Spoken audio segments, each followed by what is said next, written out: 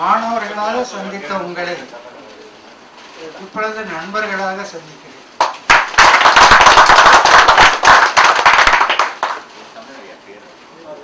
இங்க ஆசிரியர்கள நாங்க எப்போது ஒருத்தர் பார்த்துருக்கோம், அதுக்கு சந்தர்ப்பம் கிடைக்குது. ஆனா உங்களை பார்க்கறதுக்கு எங்களுக்கு அதிகமான சந்தர்ப்பம் கிடைக்கிறது. ஒரு சிலர் நாங்க எப்பொழுதுமே பார்த்துக்கிறோம், ஆனால் நிறைய பேரை நாங்க பார்க்கறதுக்கு சந்தர்ப்பங்கள் கிடையாது. எல்லாருடைய பேரும் ஞாபகம் இல்லை. ஆனால் ஒரு சிலர் இப்ப உற்று கவனிக்கும் போது அவங்க செய்த குறும்புகள் ஞாபகம், அது நல்லா ஞாபகம் வருது. ஏன்னா கொஞ்ச நேரம் ஒரு 1 hour அப்படியே உட்கார்ந்து பார்த்தோம்னா தான் ஒவ்வொருத்தரும் யாருமே ஐடென்டிஃபை பண்ண முடியும். நாங்க கொடுத்ததுன்னு கிடையாது, எல்லோருக்கும் ஒரு டேலண்ட் இருக்கு. ஆசிரியர் என்பவர் அந்த பையன் இருக்கிற டேலண்ட வெளியே கொண்டு வரவங்க ஆசிரியர். அதை எப்படி கொண்டு வர முடியும்? ஆனா ஒண்ணு, நீங்க பார்த்துட்டீங்கன்னா ஒரு வகுப்புல 65 பேர் வச்சும் +2 கிளாஸ் இருக்கு. இந்த 65 பேருடைய டேலண்டையும் வெளியே கொண்டு வரணும்னா முடியாத இல்லையா? ஒரு 30 பேர் 20 பேர் 25 பேர். இப்போ நீங்க பார்த்தீங்க எம்எஸ்சி போகும்போது பார்த்தீங்கன்னா ஒரு கிளாஸ்ல கெமிஸ்ட்ரியில 15 பேருக்கு மேல அலோவ் பண்ண முடியும். அதே மேத்ஸ் குரூப்பா இருந்துச்சுன்னா 30 பேர். அதனால நம்ம மேல போக போக அந்த நம்பர்ஸ் குறைஞ்சிருந்தா தான் அவங்களுடைய டேலண்ட்டை வெளியே கொண்டு வர முடியும். 50 பேர் 60 பேரை வச்சுக்கிட்டு கொண்டு வர முடியாது. அதனால எல்லாருமே ஆசிரியர் எல்லாருமே நம்ம அதை மனசுல வச்சுக்கிட்டு தான் செய்வாங்க. யார் யாருக்கு என்ன திறமை இருக்கோ அதை வெளியே கொண்டு வர்றதுக்காக ஒரு. ரெண்டாவது சொன்னாங்க, என்னை பார்த்தாலே பயமா இருக்குது, எல்லாரும் அமைதியாடுவாங்க. அதுக்கு காரணம் என்னுடைய ஃபாதர். நான் வீட்டை விட்டு வெளியே போயிட்டேன்னா, நான் வீட்டை விட்டு அதிகமாக வெளியே போகக்கூடாது. என்னுடைய ஃபாதருடைய கட்டளை வந்து வெளியே போகக்கூடாது.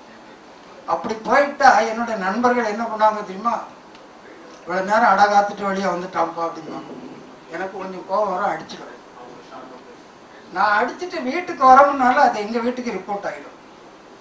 எங்கள் வீட்டு முன்னால் ஒரு ரவுண்டாக ஒரு வட்டம் போட்டு வச்சுருப்பாங்க அவங்க ஃபாதர்.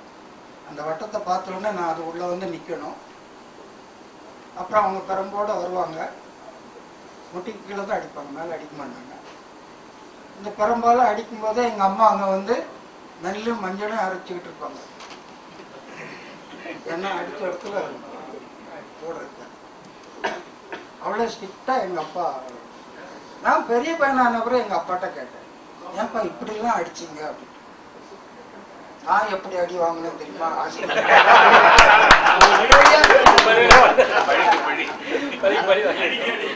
இந்த ஓடு போட்ட கட்டிடம், அதில் இந்த மரம் குறுக்கா போட்டிருக்கு.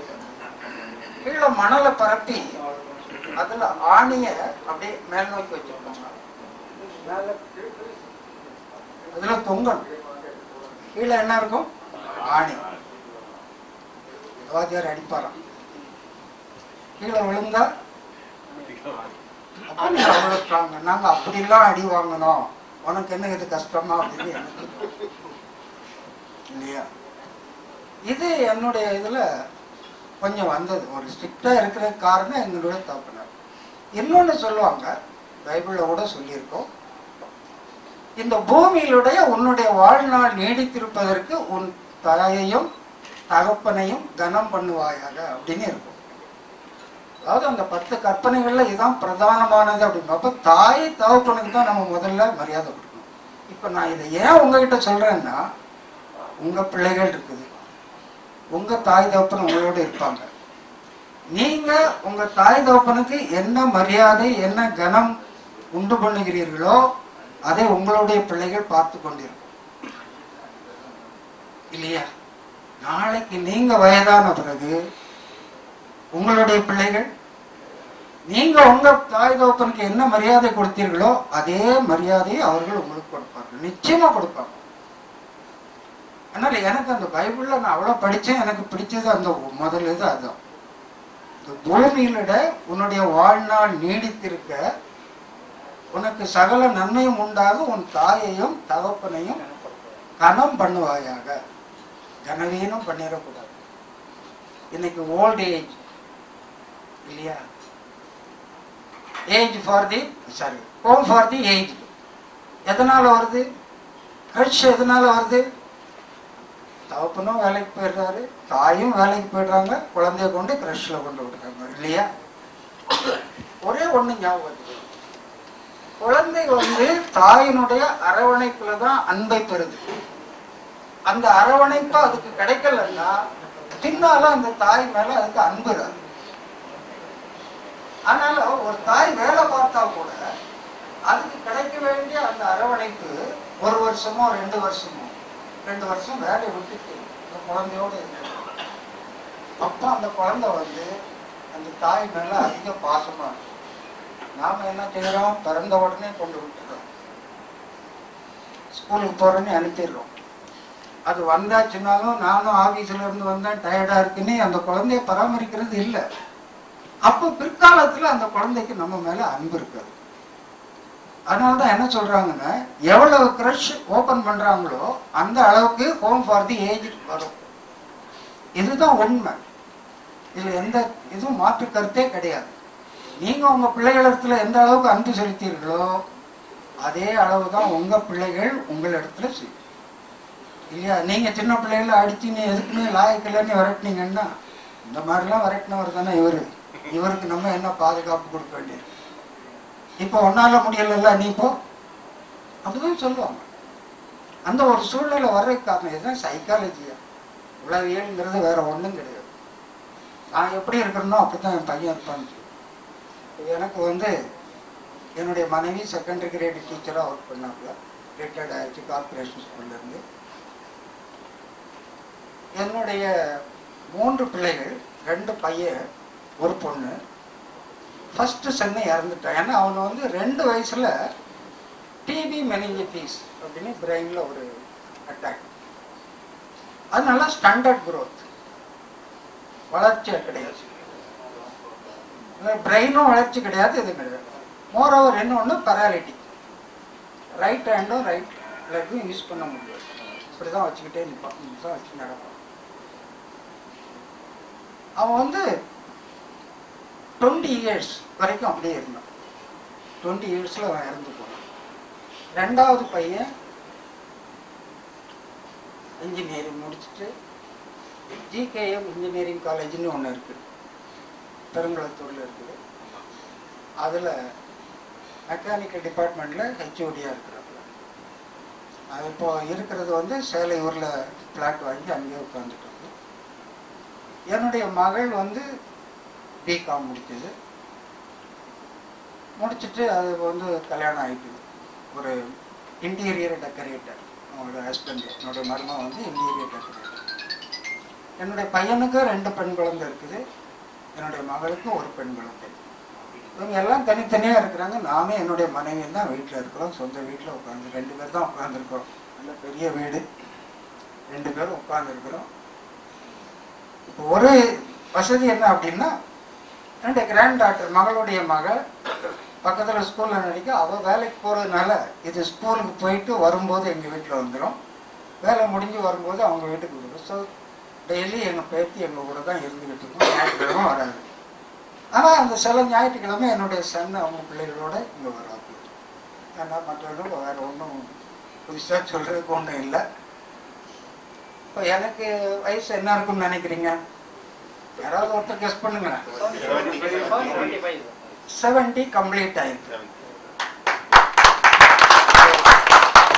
இந்த மாதம் 7ஆம் தேதி 7/8 தான் நான் 41ல் பிறந்தேன். ஸோ 70 வயதை பூர்த்தி ஆகிட்டது.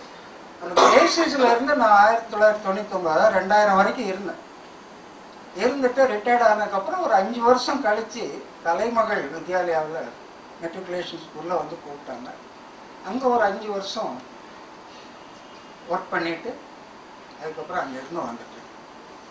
நம்ம பற்றி இது ஆனால் அவங்கள எல்லாரும் தெரியும், நல்லா படிக்கிற பையங்க, நல்லா படிக்காத பையங்கன்னு கிடையாது. நீங்கள் பெற்றோர்கள் சொல்றது கேட்டுப்பீங்க. 6, 7 நல்லா படித்தான், கிளாஸில் ஃபர்ஸ்ட் ரேங்க் வாங்கினா இப்போ படிக்க மாட்டாங்கிறான். இப்போ மார்க் வாங்க மாட்டேங்கிறான் அப்படின்னு சொல்லுவாங்க. எல்லாருக்குமே அது ஒரு நிலைமை. சில குழந்தைகள் ஆரம்பத்தில் நல்லா படிக்கும், நீங்கள் அளவுக்கு அதிகமாக அந்த பிள்ளை படிக்குது நல்லா படிக்குது அப்படின்னு ஒன்றும் கவலை இல்லாமல் விட்டுடுவீங்க. இல்லைன்னா நல்லா படிக்கிறேன்னு மற்றவங்க கூட கம்பேர் பண்ணும்போது இங்கே கொஞ்சம் ஹெட் வெயிட் ஏறிடும். கம்பேர் பண்ணக்கூடாது. அதே மாதிரி உங்கள் பிள்ளைகள் வந்து நல்லா படிக்காம இருக்குதோ பக்கத்து வீட்டு பிள்ளைய பாரு, அவனை பாரு எப்படி படிக்கிறான், கம்பேர் பண்ணக்கூடாது. நீங்கள் என்ன சொல்லணும், நீ நல்லா படித்தாதான் முன்னேற முடியும். இல்லை பெரிய பையனாகிட்டான் ஆண்கள் சொல்ல வேண்டியது என்ன, எப்பா காலேஜில் போய் 10 லட்சம் 15 லட்சம்லாம் கொடுக்குறதுக்கு என்னால் முடியாது, நீ மார்க் வாங்கி சேர்றதுக்கு வழி பண்ணிக்க, ஃபீஸ் எவ்வளவோ அதை நான் கட்டிடுறேன், ஆனால் நீ குறைஞ்ச மார்க் வாங்கி நான் வந்து உனக்கு என்ன செய்ய முடியாது, டொனேஷன் கொடுத்து என்னால் சேர்க்க முடியாது, அதுக்கு தகுந்தவாறு நீ செய்துக்க. இந்த மாதிரி தான் நீங்கள் சொல்லணும், வேற எதுவும் சொல்லக்கூடாது. என்னுடைய தகப்பனார் அப்படிதான் சொன்னார், எவ்வளோ படிக்கிறது உனக்கு எவ்வளோ பணம் வேணுமோ அவ்வளோ தர்றேன்.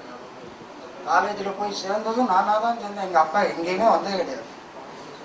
என்னுடைய பையனும் அவன் மார்க் கம்மியாக இருந்துச்சு, அதனால் நான் என்ன பண்ணேன்னா விவேகானந்தா காலேஜில் தான் சயின்ஸ் குரூப் வாங்கணும்னு போனேன். இவன் அவங்க அம்மாட்ட போய் நான் பிஇ படிக்கணும் அப்படின்னு ஒன்று பிஇ படிக்கணும்னா சத்யபாமாவில் போய் கேட்டேன், மார்க் இருக்குது கொடுக்குறேன் அப்படின்னு சொன்னாங்க. ஸோ அவன் அந்த காலேஜில் செகண்ட் செட். அதுக்கப்புறம் அவனே எக்ஸாம் எழுதி கோயம்புத்தூரில் எம்இ, அதாவது மெரிட்லேயே கிடச்சி அங்கேருந்து படிச்சுட்டு வந்தான். அதுக்கப்புறம் இப்போது காலேஜில் 2வது டிபார்ட்மெண்ட்டாக மெக்கானிக்கல் WME பண்ணியிருக்கிறோம். இப்போ PhD பண்ணிக்கிட்டு இருக்கிறாப்புல. ஆனால் நம்ம பிள்ளைகளை நம்ம விட்டுடணும், நீ இதைத்தான் படிக்கணும் அதை தான் படிக்கணும்னு நீங்கள் கம்பல் பண்ணாங்க, யாரும் கம்பல் பண்ணாங்க. அதுக்கு ஒரு இதில் திறமை இருக்கும், அது படிக்கணும்னு நினைக்கும் போது அதில் விட்டீங்கன்னா அதில் முன்னேறிடும். நீங்கள் போய் இது வேண்டாம் இது